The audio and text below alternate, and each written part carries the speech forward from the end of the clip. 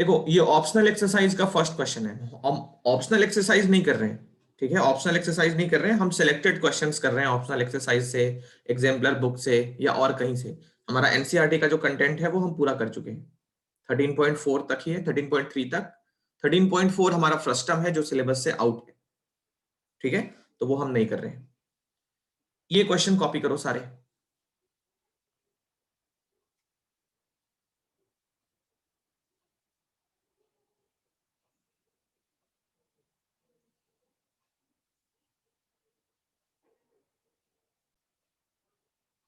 या फिगर की जगह चाहो तो सॉलिड भी लिख सकते हो।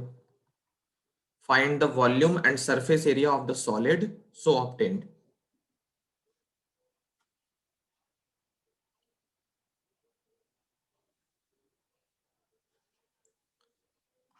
करें सॉल्व।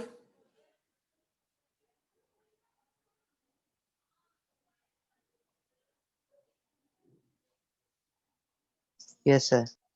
चलो, तो इस क्वेश्चन को मतलब कितना इंपॉर्टेंट है, मैंने ढूंढा इस क्वेश्चन को, कहाँ से निकाला है अभी लेक्चर में ही, बहुत सारे फाइल्स देखी हैं कि ये क्वेश्चन कहाँ पे है, मुझे याद था बहुत दिनों से, बट इसका सही टाइम आने पे ही हम करें तो ज्यादा बेटर है। इस क्वेश्चन के लिए हम बिल्कुल रेडी हैं, ठीक है। अब देखो क्या है इस क्वेश्चन में, पहले वो समझना है। क्लास 9th में तुमको लेके चलता हूँ, जिनकी मेमोरी थोड़ी अच्छी है उनको याद होगा क्लास 9th में, वैसे आई डोंट एक्सपेक्ट किसी को याद होगा, इसको याद होगा बहुत अच्छी बात है। क्लास 9th में सरफेस एरिया वॉल्यूम के अंदर हमने दो क्वेश्चंस किए थे। तुम बोलो तो मैं तुम्हें रेफरेंस भी दे सकता हूं कौन से एक्सरसाइज का कौन सा क्वेश्चन। क्वेश्चन में बात क्या थी वो सुनो। एक राइट एंगल ट्रायंगल था, साइड इसकी 3, 4, 5 थी, पाइथागोरियन ट्रिपलेट पे राइट एंगल ट्रायंगल की साइड थी। पहली बार में इसने ये बोला था this triangle is made to rotate about the side BC, या साइड AB पहले बोला। इस फिगर को रोटेट करो, इस ट्रायंगल को रोटेट करो about side AB, AB side के अलोंग, अबाउट रोटेट करना है। तो क्या होता है रोटेट करने पे, कैसा फिगर बनता है, क्या बनता है। AB साइड के अबाउट मतलब ये साइड फिक्स रखेंगे, वर्टेक्स AB, वर्टेक्स नहीं, लाइन AB फिक्स रहेगी, पॉइंट C को पकड़ लो और इसको रोटेट करो, पॉइंट C को पकड़ के रोटेट करो तो 3D फिगर बनेगा। ट्रायंगल 2D फिगर है, बट जब साइड वर्टेक्स C को पकड़ के जब रोटेट करोगे तो 3D फिगर बनेगा। अब 3D फिगर कैसा होगा, वो कौन सा शेप होगा, वो मैं समझाने जा रहा हूं। सबको पता है कौन बनेगा, बट वो कौन विजुअलाइज करके भी हमें समझ में आना चाहिए कि आंखें जब बंद करें तो हमारे माइंड में कौन आ जाए। फिर उससे क्या होगा, कौन का डायमेंशन हमें पता लगाना बहुत ईजी रहेगा, ठीक है। तो देखो क्या होता है एक्चुअली, तुम एक सिचुएशन कंसीडर करो। ये एक पॉइंट है, मेरे हाथ में एक धागा है, रस्सी है, रोप है कोई भी, इसके एक छोर पे मैंने एक पत्थर बांध दिया है, यहां पे एक स्टोन है, इस धागे की लेंथ है 5 सेंटीमीटर, ये वाला मेरे हाथ में है, इस पॉइंट को मैंने अपने हाथ में ले लिया है, इस धागे को यहां से पकड़ लिया है और यहां पे एक पत्थर बंधा हुआ है। मैं इसको अगर रोटेट करूं, अगर मैं इसको रोटेट करूं तो ये पत्थर कौन सा ट्रेस, कौन सा पाथ ट्रेस करेगा, कोई बता सकता है। सर्कुलर। सर्कल की सर्कमफेरेंस। सर्कल के सर्कमफेरेंस पे मूव करेगा, तो ये जो पत्थर है वो सर्कल बनाएगा, तो बेस पे क्या होगा, एक ऐसा सर्कल बन जाएगा। उस सर्कल का सेंटर मेरे हाथ के पास होगा, यहां पे ये सेंटर होगा, ये पॉइंट है, और ये जो लेंथ है वो कितना होगा, धागे का लेंथ होगा ना 5, तो ये रेडियस बन जाएगा। यस और no. Yes sir. Yes sir.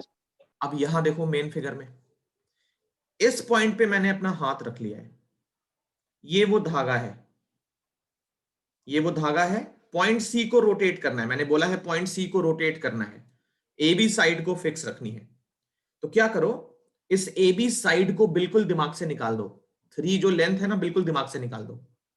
वैसे तो इस लाइन सेगमेंट ए बी पे इनफाइनाइट नंबर ऑफ पॉइंट्स हैं, लाइन सेगमेंट ए बी पे 3 सेंटीमीटर ही इसकी लेंथ है, बट इसमें इनफाइनाइट नंबर ऑफ पॉइंट्स हैं।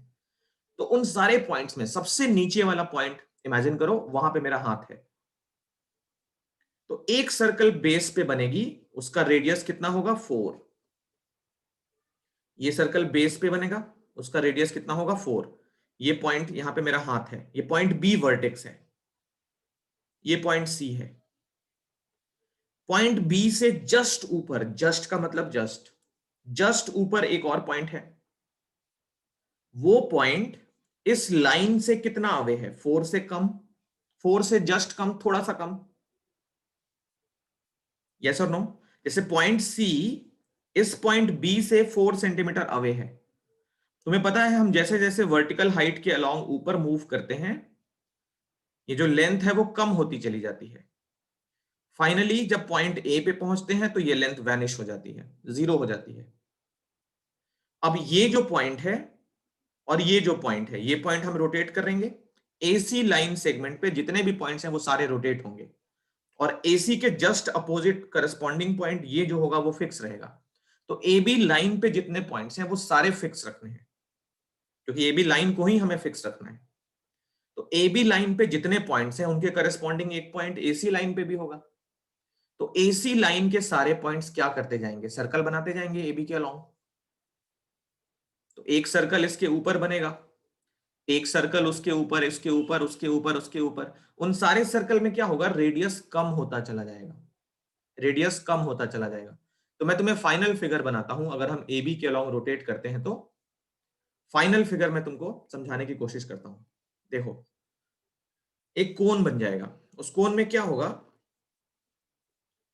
सबसे बेस वाली सर्कल पे जो रेडियस होगा वो कितना होगा 4। उसके ऊपर भी सर्कल बनेगी, उस सर्कल का रेडियस 4 से थोड़ा सा कम होगा। उसके ऊपर एक और सर्कल बनेगी, actually infinite number of circle बनेगी, उसका रेडियस और कम होगा।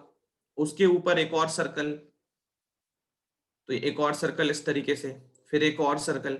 इनफाइनाइट नंबर ऑफ सर्कल्स बनते चले जाएंगे और इन सारे सर्कल्स का रेडियस कम होता चला जाएगा। तो ये हमारा कोन का विजुअलाइजेशन है। ट्रायंगल को रोटेट करेंगे तो कोन बनता है। अब इस कोन में डायमेंशन देखो, तो इस कोन का जो रेडियस है वो है 4 सेंटीमीटर, बीसी के इक्वल। जो वर्टिकल हाइट है वो हमारी कितनी होगी, ए बी साइड के इक्वल। और इस कोन में जो स्लैंट हाइट है वो हाइपोटेनस के इक्वल। ये चीज बताओ क्लियर है कि नहीं? Yes sir. Yes, sir. 0.1% भी कंफ्यूजन हो तो पूछ सकते हो। अगर नहीं है तो ये फर्स्ट पहले ये ट्रायंगल बनाओगे और ये कोन बनाओगे विथ डायमेंशन। इतना लिखो जल्दी से। इस क्वेश्चन पे तो हम थोड़ी देर में आएंगे।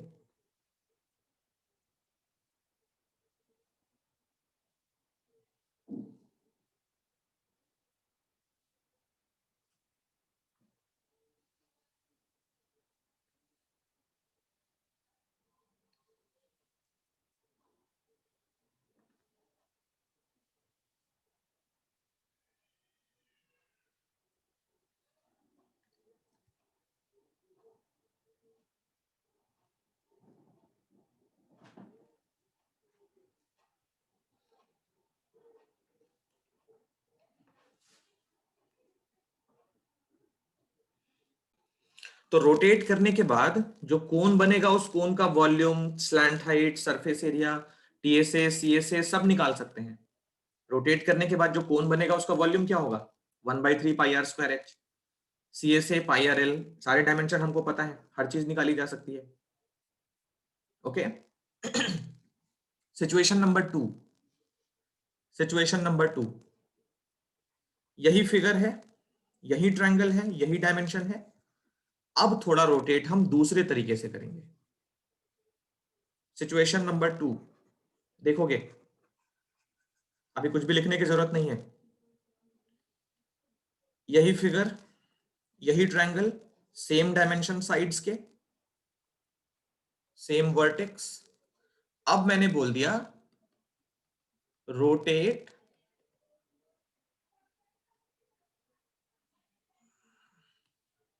अबाउट साइड BC, स्टोरी बिल्कुल सेम रहेगी, कुछ भी नहीं बदलेगा, बस डायमेंशन बदल जाएंगे। अब BC साइड को फिक्स कर लिया ना, तो एक सर्कल AB पे बनेगा, उसके ऊपर एक सर्कल, तो कोण इस तरीके से बन जाएगा, इस तरीके से कोण बन जाएगा। यस और नो? Yes sir. तो ये फिगर हो गया, इसको भी नोट कर लो। रोटेट अगर AB के अलोंग कर रहे हैं, सॉरी BC के अलोंग कर रहे हैं, तो ये फिगर बनेगा, इसको भी नोट करो। Point number 2।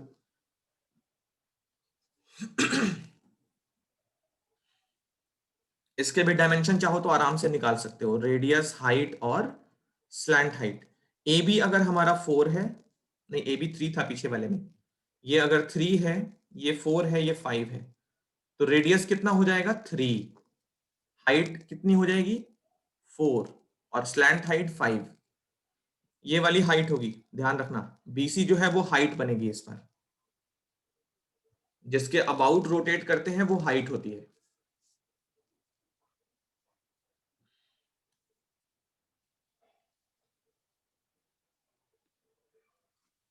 तो इन सारे रोटेशन में एक बहुत इंपॉर्टेंट बात हम कंक्लूड करने जा रहे हैं। अभी मैंने 2 एग्जांपल्स दिखाए हैं, मैं चाहूं तो सीधा इसी क्वेश्चन से स्टार्ट कर सकता था, बट 2 पॉइंट है मेरे, बहुत एक ही पॉइंट है, बहुत इंपॉर्टेंट पॉइंट है। वो पॉइंट क्या है? पहला फिगर हमने ऐसे बनाया था, ये कोण हमारा इस तरीके से बन के तैयार हुआ था।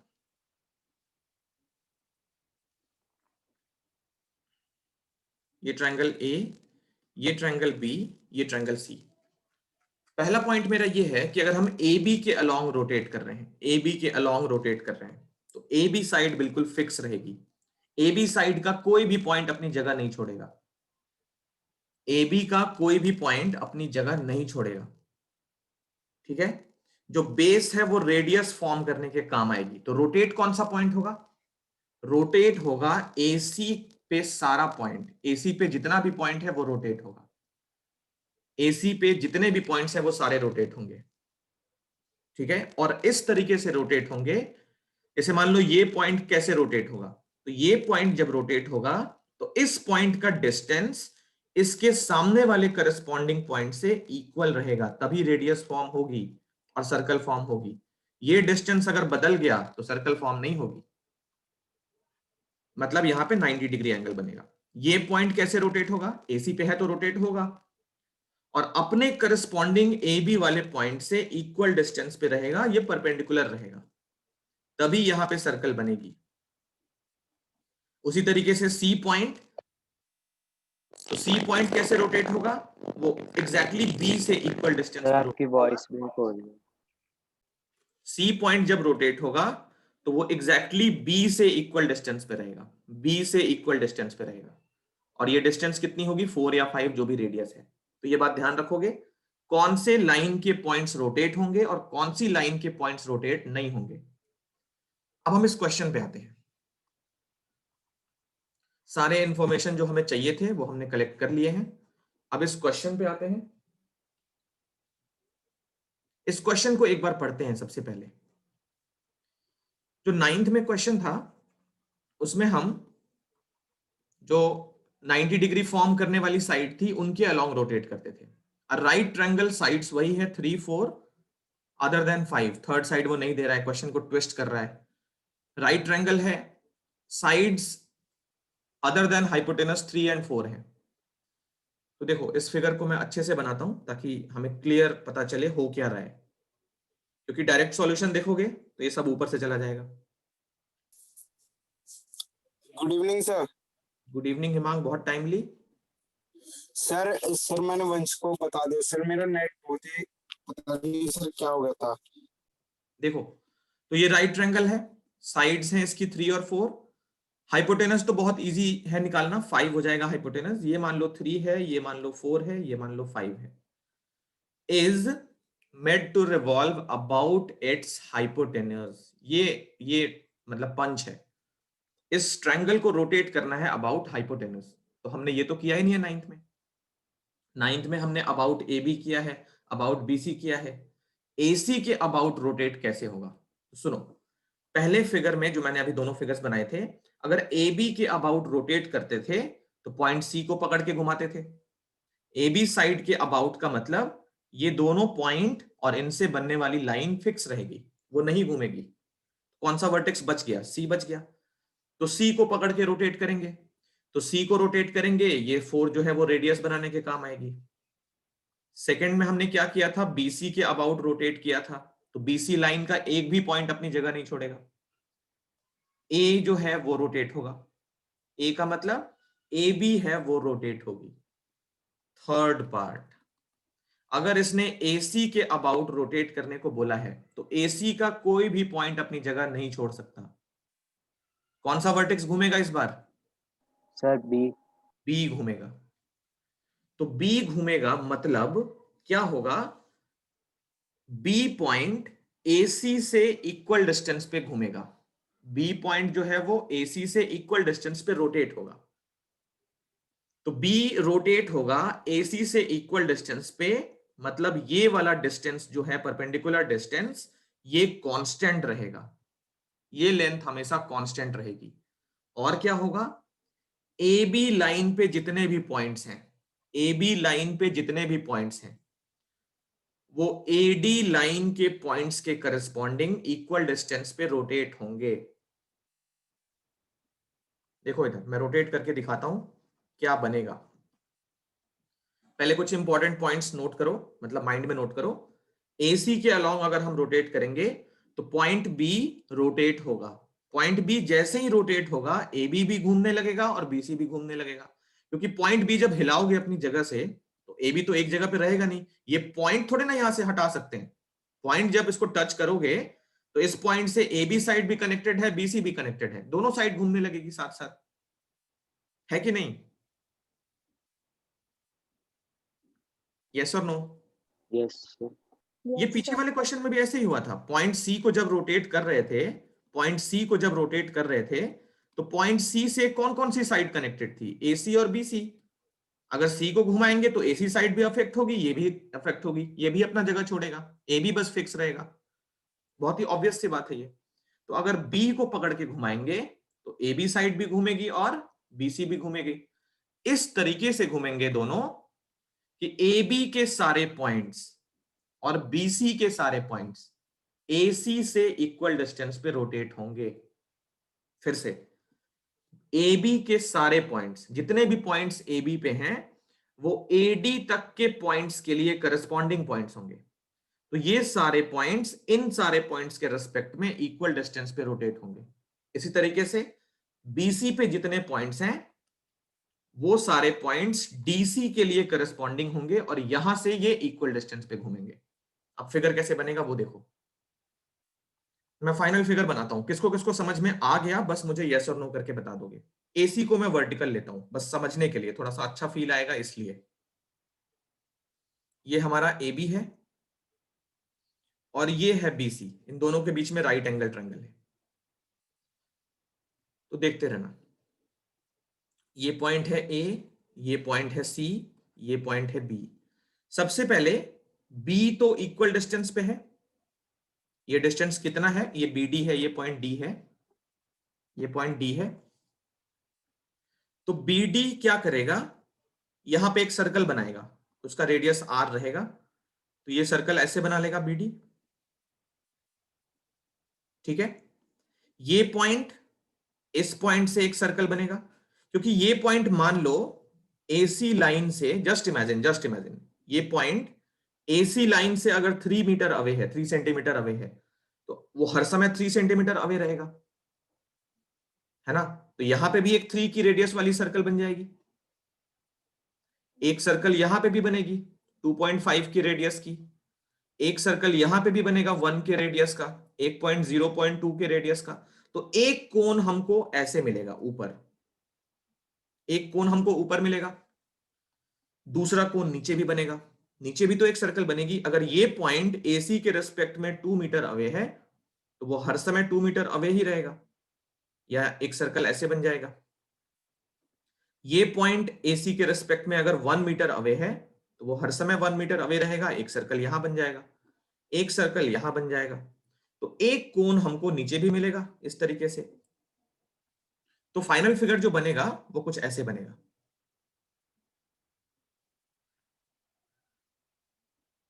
एक कोण हमको ऊपर मिलेगा और एक कोण हमको नीचे मिलेगा।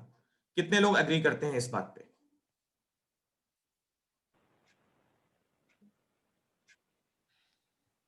किसको किसको ये समझ में आया कि दो कोण बन रहे हैं? सर आ गया। आ गया AC सर। के along अगर रोटेट करेंगे तो दो कोन्स बनेंगे।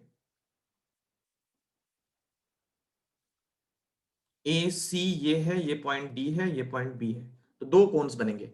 इस फिगर का नाम है डबल कोन। ये डबल कोन बनता है अगर हम हाइपोटेनस के अलोंग रोटेट करेंगे राइट एंगल ट्रायंगल को, तो क्या बनता है? डबल कोन। तो तुमने यहां देखा होगा मैंने ब्लैक से ये पेंट कर दिया है, वहां पे एक्चुअली डबल कोन लिखा था बट मैं वर्ड डायरेक्टली नहीं बताना चाहता था। तो तुमने लिखा होगा find the volume and surface area of the figure so obtained या फॉर्म्ड। फिगर की जगह पे डबल कोन वर्ड अब लिख सकते हो, डबल कोन लिख लो वहां पे। तो मैं एक फाइनल अच्छा सा फिगर बनाता हूं, फिर हम सॉल्व करने के बारे में सोचेंगे।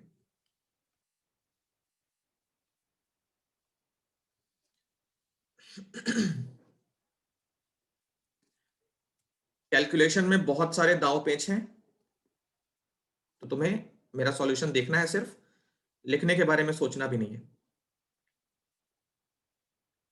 वरना हर चीज ऊपर से जाएगी।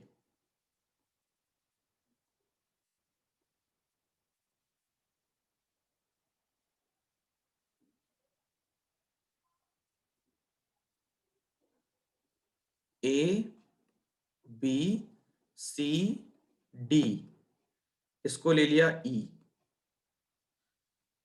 क्या इन दोनों कोन्स का रेडियस सेम रहेगा?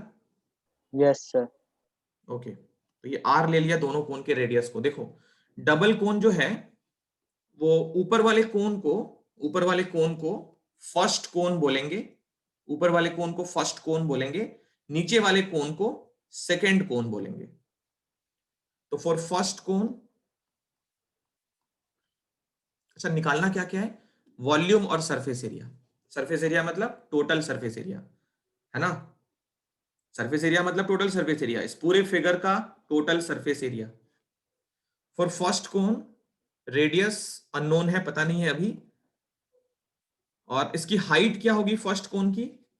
सिर्फ AE तक होगी ना? Yes sir. फर्स्ट यस कोन की सर। हाइट सिर्फ AE तक होगी, उसको हमने H ले लिया, ठीक है? H1 कर लेते हैं, फर्स्ट कोन है तो H1। और स्लैंट हाइट क्या होगा? L1, वो AD की लेंथ होगी। AD की लेंथ हमको AD की लेंथ हमको मेंशन है क्या? 3 4 की साइड थी, AC 5 है, तो AD कितना हो गया? AB के इक्वल, वो हो गया 3। फिगर के डायमेंशन मत भूल जाना, AB साइड है 3, BC साइड है 4 और AC साइड है 5। 3 4 5, ये राइट एंगल ट्रायंगल है, यहाँ पे 90 है। ट्रायंगल को हमने वर्टिकल करके बनाया था, याद रखना। तो पहले कोन के डायमेंशंस में क्या क्या मिसिंग है? रेडियस मिसिंग है, ओके। सेकेंड कोन के लिए, फॉर सेकेंड कोन रेडियस इसका भी मिसिंग है, पता नहीं है अभी। H2 इसका है CE भी मिसिंग है, वो भी नहीं पता, CE भी नहीं पता। L2 इस कोन का पता है, BC equal to CD equal to 4, ठीक है? ये पार्ट 4 है। सबसे पहला काम हमको रेडियस फाइंड करना है। रेडियस अगर फाइंड नहीं करेंगे तो काम नहीं चलेगा, क्योंकि रेडियस के बिना ना तो हम वॉल्यूम निकाल पाएंगे ना ही सरफेस एरिया फाइंड कर पाएंगे। तो वॉल्यूम कैसे निकालेंगे, रेडियस कैसे निकालेंगे, ये क्वेश्चन हमारे माइंड में आना चाहिए। देखो ये तो 90 है, क्योंकि मैंने बताया पॉइंट B AC से इक्वल डिस्टेंस पे रोटेट करेगा। तो रेडियस वैसे फाइंड करने के बारे में सोचोगे तो बहुत लंबे लंबे मेथड्स माइंड में आएंगे। जैसे देखो ये H1 है, मैं तुम्हें कुछ रास्ते बताता हूं। Calculation of R1। सोचो आज अगर पूरे क्लास में हम इस क्वेश्चन को सॉल्व करते हैं ना, तो भी हम कोई गलत काम नहीं कर रहे हैं। क्वेश्चन डिजर्व करता है 1 घंटा, ये बेहतरीन क्वेश्चन है। तो R1 का R का कैलकुलेशन कैसे होगा? देखो मैं तुम्हें एक रास्ता बताता हूँ, ये तुम ट्राई करना घर पे, थोड़ा सा लंबा होता है बट इफेक्टिव है, काम कर लेगा। ये तुम घर पे करना, ठीक है? मैं तुम्हें बस रास्ता बता देता हूँ कैसे करोगे। सबसे पहले right triangle A B E में पाइथागोरस लगाओगे। In triangle A B E Pythagoras कैसे लगाओगे? तो A B square equal to A E square plus B E square, Pythagoras ऐसे लगेगा। ये हो गया 3 स्क्वायर, ए ई स्क्वायर मान लिया h1 स्क्वायर, और बीई स्क्वायर हो गया आर स्क्वायर। इसको बना लोगे फर्स्ट इक्वेशन। दूसरा इक्वेशन बनाओगे right triangle A B C में। In triangle A B C, A B C में क्या होगा? A C square equal to A B square plus, अच्छा वो तो उसमें कुछ अननोन है ही नहीं, ए बी सी ट्रायंगल में कुछ कोई भी साइड अननोन नहीं है, तो ए बी सी में नहीं जा रहे हैं हम लोग, हम जा रहे हैं बी सी ई में। बीसीई ट्रायंगल में, नीचे वाला राइट एंगल ट्रायंगल, तो उसमें हाइपोटेनस है B C square equal to BE square plus CE square. BC square है 4, बीई है अगेन आर, और सीई हमारा H2 है, सीई जो है वो H2 का स्क्वायर है। इन दोनों इक्वेशन में देख रहे होगे आर स्क्वायर हमारा इक्वल है, आर स्क्वायर का पार्ट इक्वल है, तो इन दोनों से आर स्क्वायर निकाल लो। आर स्क्वायर पहले इक्वेशन से क्या होगा? 9 माइनस h1 स्क्वायर, और इधर से आर स्क्वायर कितना होगा? 16 माइनस h2 स्क्वायर। इन दोनों को करोगे इक्वेट, तो 9 minus h1 square, 16 minus h2 square, ये हो गई पहली नहीं, दूसरी नहीं, तीसरी इक्वेशन हो गई। और साथ में हमको ये भी पता है, ये मत भूल जाना, ऊपर ही कहीं लिख लेंगे, h1 प्लस h2 जो है वो 5 के इक्वल है। h1 plus h2 AC side given थी, ये h2 है, h1 प्लस h2 5 ऑलवेज। तो ये इक्वेशन हमको मिली है, ये इक्वेशन हमको पता है, तो h1 या h2 कोई भी निकाल लो यहां से। चलो h2 निकाल लो, तो ये हो गया 5 माइनस h1, इसमें डाल दो, तो 9 माइनस h1 का whole square equal to 16 minus h1 की जगह, सॉरी h2 की जगह यहां क्या रखोगे? 5 माइनस h1, और इसका करोगे स्क्वायर। तो जब इसको सॉल्व करोगे तो h की वैल्यू यहां से मिल जाएगी, h1 की वैल्यू यहां से मिल जाएगी, ठीक है? h1 की वैल्यू क्वाड्रेटिक सॉल्व करना पड़ेगा, क्वाड्रेटिक सॉल्व करोगे तो h1 की दो वैल्यूज मिलेंगी, एक अगर नेगेटिव आया तो उसको हटा देना तुरंत वहां पे, h1 की जो वैल्यू मिलेगी यहां पे लिख लेना, ठीक है? h1 मिल जाएगा। अब जब h1 मिल गया, 3 तुमको पता है, तो r निकाल लोगे वहां से।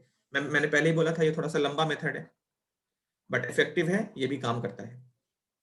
तो अभी के लिए क्या करो, स्पेस थोड़ा सा कम पड़ रहा है मुझे, ये ना सॉल्यूशन कॉपी करना स्टार्ट करो, रेड से जितना भी है वो सब लिख लो, फिगर में ब्लू से लिखा है वो लिख लो, ये कैलकुलेशन ऑफ आर में मेथड 1 करके इतना सा पार्ट लिख लो, मेथड 1 करके यहां तक का, स्पेस छोड़ देना। मैं मेथड 2 करवा रहा हूं, वो तुमको एग्जाम में करना है।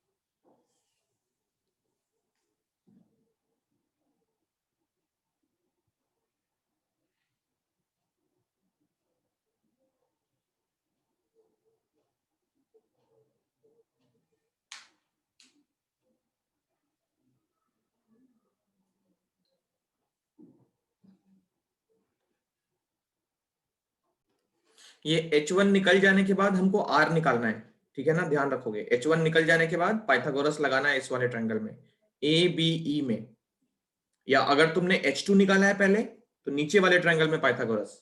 r निकालना हमारा मेन मोटो है, बिना r के ना तो हम वॉल्यूम निकाल पाएंगे ना ही सरफेस एरिया निकाल पाएंगे। आई होप सबने कॉपी कर लिया होगा।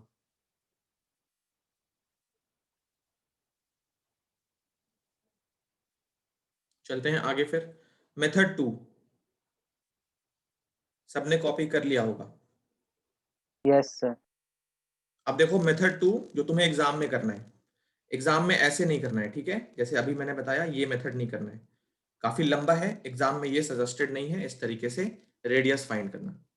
हमारे पास इससे ज्यादा बेटर मेथड है जो 2-3 लाइन में आंसर निकल जाता है। देखो कैसे निकालते हैं रेडियस। क्या करोगे, मेथड 2 कैलकुलेशन ऑफ आर चल रहा है अभी। राइट एंगल ट्रायंगल का एरिया हमको पता है, half into base into height, सबको पता है। तो area triangle A B C, ABC का एरिया हम निकालेंगे हाफ इंटू परपेंडिकुलर इंटू, मतलब half into B into H कर रहे हैं, तो बी और एच के लिए कंडीशन होती है, क्या कंडीशन होती है, राइट एंगल ट्रायंगल का जब एरिया निकालते हैं तो बेस और हाइट जो लेते हैं वो परपेंडिकुलर होनी चाहिए पहली चीज।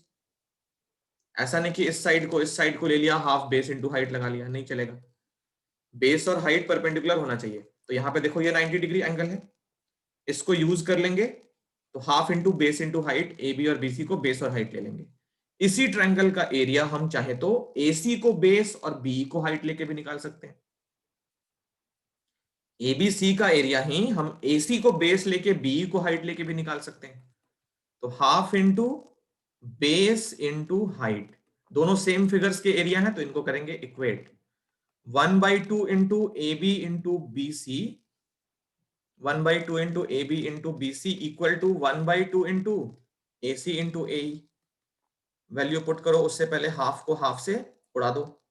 ए बी है 3, बी सी है 4, ए सी है 5 इंटू आर। तो आर की वैल्यू, इससे सिंपल कोई मेथड नहीं हो सकता, 12/5 को 2.4 सेंटीमीटर, ये हमको रेडियस मिल गया। सबसे इजीएस्ट मेथड है रेडियस फाइंड करने का, ठीक है, रेडियस निकल गया। चलो फर्स्ट पार्ट, हाइट में नहीं निकाल रहा हूं, थोड़ा सा स्मार्टनेस हम दिखाएंगे यहाँ पे, हाइट नहीं निकालेंगे फिर भी हमारा आंसर आ जाएगा। बिना हाइट के हम वॉल्यूम निकालेंगे, तुम्हें सरप्राइजिंग लगेगा बट बिना हाइट के हम वॉल्यूम निकाल सकते हैं। देखो कैसे, find the volume and surface area of the double cone so obtained. हाँ, अगर इसने ये बोला होता find the volume of both the cone separately, तब हमको दोनों हाइट चाहिए, है ना। अगर ये बोला होता ऊपर वाले कोन का वॉल्यूम बताओ और नीचे वाले कोन का भी वॉल्यूम बताओ, तो फिर हमको H1 H2 की जरूरत है।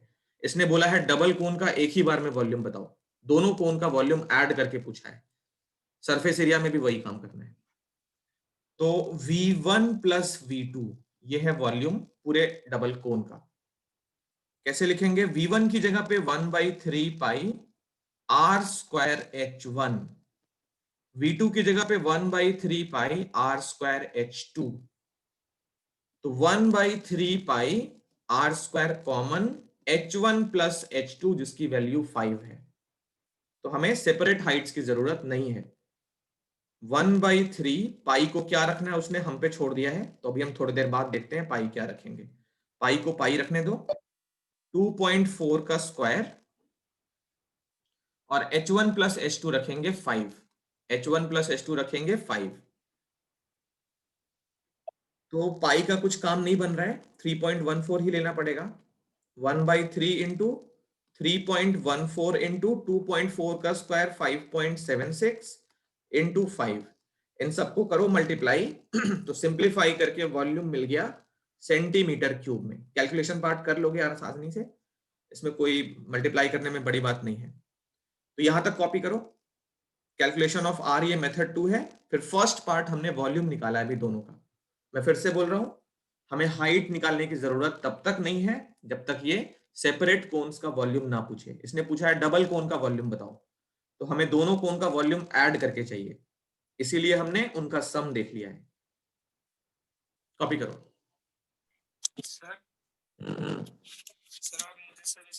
चलो सेकंड पार्ट करते हैं। तो सेकंड पार्ट में क्या निकालना है, सरफेस एरिया।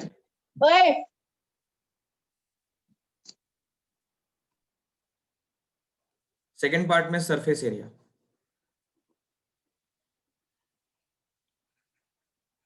देखो सरफेस एरिया में जैसा मैंने बताया था, सरफेस एरिया का मतलब total surface area, surface area का मतलब टोटल सरफेस एरिया ऑलवेज।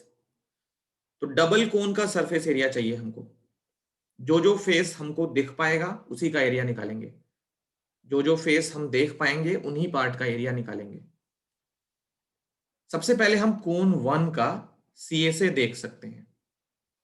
कोण 1 का CSA मतलब ये पूरा पार्ट और ये पूरा पार्ट, ये कर्व्ड है, तुम्हें स्ट्रेट लाइन दिख रहा होगा बट ये कर्व्ड है, तो ये पार्ट पूरा देख सकते हैं।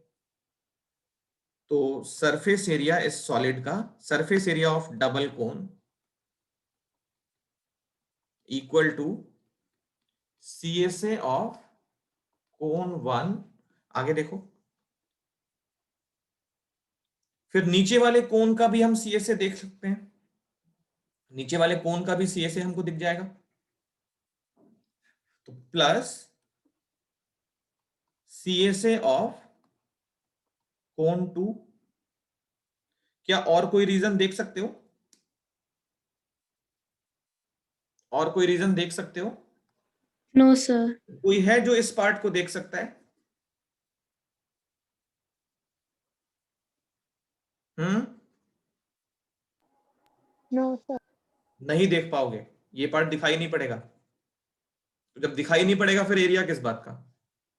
तो बस हो गया, यही दोनों रीजन ऐड करने हैं। ये बिल्कुल वही बात है जैसे एक कोन होता था हमारे पास और उसके नीचे हेमिस्फीयर बैठा रहता था, तो इसका TSA कैसे करते थे? कोन का CSA प्लस इसका CSA। ये बीच का पार्ट कहां लेते थे? वो दिख ही नहीं रहा है तो कहां से लेंगे? जब दिखेगा नहीं तो सरफेस बना ही नहीं पाएगा। हाँ, वॉल्यूम में वो कंट्रीब्यूट करेगा बट एरिया में उसका कोई कंट्रीब्यूशन नहीं है, क्योंकि वो पार्ट हम देख ही नहीं पाएंगे। तो यही सेम स्टोरी यहां पे भी चल रही है। डबल कोन का अगर हमको सरफेस एरिया चाहिए तो CSA of first cone, CSA of second cone, that's it. चलो, तो pi R L1 plus pi R L2, pi R कर लिया कॉमन, तो L1 प्लस L2। पाई को अभी सोचना पड़ेगा क्या रखना है, पाई को पाई रख दो। रेडियस हमने निकाल लिया है कितना, 12/5 निकाला था, 2.4। L1 प्लस L2 जब करोगे 3 प्लस 4 7, तो मालूम चल गया पाई को 22/7 रखना चाहिए। तो इस क्वेश्चन में हमने ये भी सीखा कि एक ही क्वेश्चन में पाई हम 3.14 भी रख रहे हैं और उसी क्वेश्चन में पाई हम 22/7 भी रख रहे हैं। तो इस क्वेश्चन में बहुत सारे टेक अवेज हैं, बहुत सारे पॉइंट्स हमको सीखने को मिल रहे हैं। 24 से 22 मल्टीप्लाई, क्योंकि इसने क्लियर कट बोला है पाई की वैल्यू अपनी फ्रीडम जैसी मर्जी, तो हम ले रहे हैं अपने हिसाब से। 96.8 अगर मेरा कैलकुलेशन सही है तो अगर मेरा कैलकुलेशन सही है तो 96.8 सेंटीमीटर स्क्वायर इस डबल कोन का सरफेस एरिया है। तो ये दोनों मिला के क्वेश्चन एक परफेक्ट 4 मार्कर है। अच्छा, इस बार तुम्हारे एग्जाम में 5 मार्कर भी आने शुरू हो गए हैं, तो इसको हम लॉन्ग आंसर टाइप क्वेश्चन ही लेते हैं। 4 मार्कर 5 मार्कर उस पर एक सेशन रखेंगे हम लोग। CBSE ने सैंपल पेपर रिलीज किया है, क्या चेंजेस हैं, क्या क्या है, कैसे हम उसको हैंडल करेंगे, वो सब हम डिस्कस करेंगे। तो ये लॉन्ग आंसर क्वेश्चन जो भी मार्क्स का आएगा उसके लिए इसको सबसे इंपॉर्टेंट मार्क करके रखो। लॉन्ग आंसर क्वेश्चन देखो, अब फर्स्ट टर्म तुम्हारे सिलेबस से बाहर है, तो फर्स्ट टर्म से तो एक क्वेश्चन होता ही था, बट अब फर्स्ट टर्म नहीं है तो फिर ये टाइप के क्वेश्चन, फिर तुम्हारा वो स्पीड को लेके लेंथ निकालने वाला, टैप को फिल करने वाला, टैंक को फिल करने वाला, वो इस टाइप के क्वेश्चन अब बहुत ज्यादा इंपॉर्टेंट है। जो अच्छे बच्चे हैं वो सारे क्वेश्चंस को बहुत अच्छे से करके जाएंगे, इनको तो जरूर प्रिपेयर करके जाएंगे। तो ये क्वेश्चन कॉपी कर लो। आंसर 52.8 आ रहा है। 52.8, मेरा कैलकुलेशन ना बहुत वीक है। 52.8, तो ये 52.8 है। हाँ सही है, 52.8। कॉपी करो, एक क्वेश्चन और करेंगे।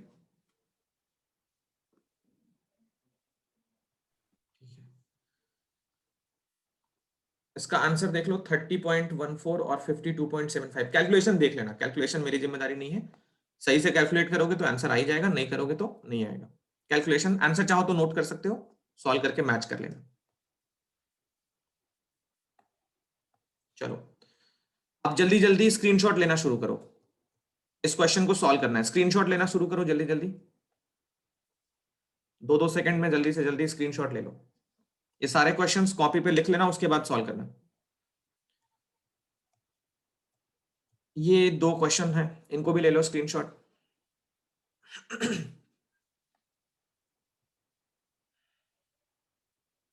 नेक्स्ट, इसका भी ले लो,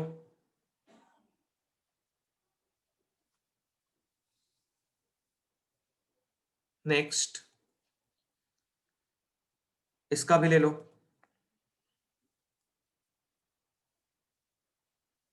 7 से 8 क्वेश्चन हो जाएंगे तुम्हारे, करने के लिए बहुत है। कल संडे है, मंडे है, आराम से बैठ के अपना टाइम दो, क्योंकि बोर्ड एग्जाम में टाइम नहीं है अब। ये भी करो, ये भी कर लेना।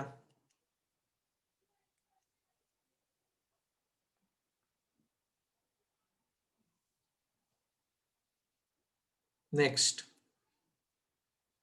ये छोड़ दो, ठीक है। मैं एक और क्वेश्चन ढूंढ रहा हूं जो बहुत इंपॉर्टेंट। हम सीधा इसको सॉल्व करना स्टार्ट करते हैं। ऑप्शनल एक्सरसाइज का फर्स्ट क्वेश्चन है,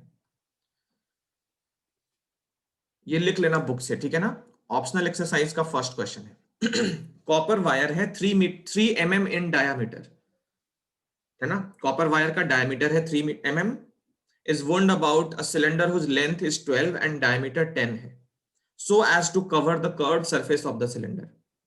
Find the length and mass of the wire assuming the density of copper to be 8.8 gram per centimeter cube.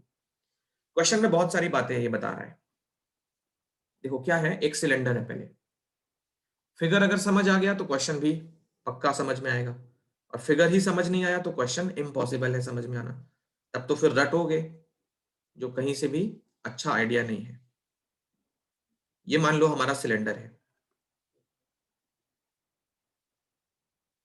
अब इस सिलेंडर पे कॉपर का वायर हमको लपेट देना है। कॉपर वायर हमको इस पे लपेटना है। देखो कैसे लपेटना है, मैं थोड़ा सा तुमको फील कराता हूं। ये वायर है, इस पे हमको 3 mm डायामीटर का कॉपर वायर लपेटना है। तो वायर जो होगा वो इस तरीके से बनेगा ना, थोड़ा सा ही सही, लेकिन उसमें मतलब डायमीटर तो है ना, थोड़ा सा ही सही। वायर भी एक तरह का सिलेंडर है, वायर भी एक तरह का सिलेंडर है। इसमें क्या होता है, हाइट बहुत बड़ी होती है बट रेडियस बहुत ही छोटा होता है, बट है वो सिलेंडर। अब इस कॉपर वायर को अगर हम इसके सरफेस पे लपेटते चले लपेटते चले लपेटते चले, तो क्या होगा, ये कुछ ऐसे लपेटता हुआ हम आगे बढ़ेंगे। आगे ये फर्स्ट टर्न है, फर्स्ट टर्न, फिर उसके नीचे सेकेंड टर्न, फिर उसके नीचे थर्ड टर्न। इस तरीके से टर्न पे टर्न हम लगाते चले जाएंगे। ऐसे ही लपेटेंगे ना। ये वायर है, ये सब वायर लपेटते चले जा रहे हैं। तो लपेट के क्या होगा, इसका जो हाइट है ना, जो हाइट है, उस हाइट पे, जो भी हाइट है, वैसे कितनी हाइट थी, लेंथ है 12 सेंटीमीटर, तो इस सिलेंडर की हाइट है 12 सेंटीमीटर, इसका डायामीटर 10 सेंटीमीटर। तो 12 की हाइट में एक टर्न अगर हम लपेटते हैं इस वायर को, तो 12 की हाइट में 3 mm का पार्ट इसकी हाइट पे कवर हो गया। यस और नो। वायर एक टर्न में, इसकी हाइट 12 थी, एक बार लपेटेंगे तो डायमीटर के इक्वल लेंथ कवर कर लेगा उस पे। फिर दूसरा टर्न लपेटेंगे तो एक और डायमीटर, मतलब 6 mm की हाइट कवर हो जाएगी 2 चक्कर में। ये बात क्लियर हो रहा है कि नहीं? Yes sir. सबको क्लियर नहीं हो रहा है?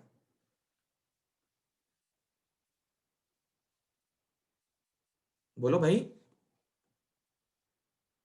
यस इस वायर को एक बार अगर लपेट दोगे तो चलो मैं एक बार इसका टर्न तुमको दिखाता हूं।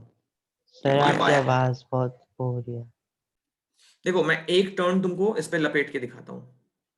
ये मान लो वायर को हमने एक बार लपेट दिया है, एक इसका टर्न हमने इस पे लगाया है। अब एक टर्न में क्या होगा, वर्टिकल हाइट पे 3 mm कवर हो जाएगा। अगला टर्न मैं थोड़ा कलर चेंज करके दिखाता हूं। ये मत सोचना कि टर्न बनाने पे वायर का कलर भी बदलेगा, नहीं, बस मैं दिखा रहा हूं कि एक टर्न पे कितनी हाइट कवर हुई है। दूसरे टर्न पे ये वाली हाइट कवर हो गई, तीसरे टर्न पे क्या होगा, ये वाला टर्न थर्ड है, तो इस पे भी ये हाइट कवर हो गया। तो ऐसे कितने बार लपेट सकते हैं, कितनी बार हम इसको लपेट सकते हैं। तो कैसे निकालोगे, नंबर ऑफ टर्न्स कैसे निकालोगे, तो आइडिया है किसी के पास?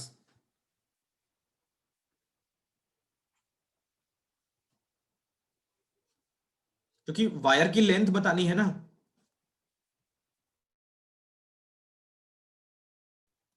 कोई आइडिया है किसी के पास? सर डायामीटर को height of the सिलेंडर की लेंथ cylinder से upon डिवाइड करती है। diameter of the wire. Height of the cylinder upon diameter of the wire. अगर हम हाइट को डायमीटर से डिवाइड कर लें, आपकी voice फिर से ब्रेक हो रही है। हाँ, तो नंबर ऑफ टर्न्स अगर हम निकाल लें, नंबर ऑफ टर्न्स कैसे निकालेंगे? इस हाइट को डायमीटर से डिवाइड करेंगे, तो नंबर ऑफ टर्न्स कितने होंगे, कितने टर्न में ये वायर पूरा इसका सीए से कवर कर लेगा, तो वो होगा height upon diameter of wire. Height है 12 सेंटीमीटर और डायामीटर है 3 मिलीमीटर। 12 सेंटीमीटर को 10 से मल्टीप्लाई करके मिलीमीटर में कन्वर्ट, और नीचे 3 मिलीमीटर, तो 3 से ये कट गया 4। 40 टर्न्स में ये जो वायर है वो पूरा पूरा सिलेंडर का सीए से कवर कर लेगा। यहां तक क्लियर बोलो? Yes sir. Yes sir. क्या क्या बोला है? Find the length and mass of the wire. Length हो गया 40 टर्न्स। एक टर्न में कितना लेंथ होगा? 2 पाई आर। एक टर्न में कितना होगा लेंथ? 2 पाई आर के इक्वल ना। सर आपकी आवाज फिर खराब हो गई। एक टर्न में लेंथ कितनी होगी? लेंथ ऑफ वायर 2 पाई, कौन सा आर? ये मान लिया स्मॉल आर है, तो स्मॉल आर या कैपिटल आर?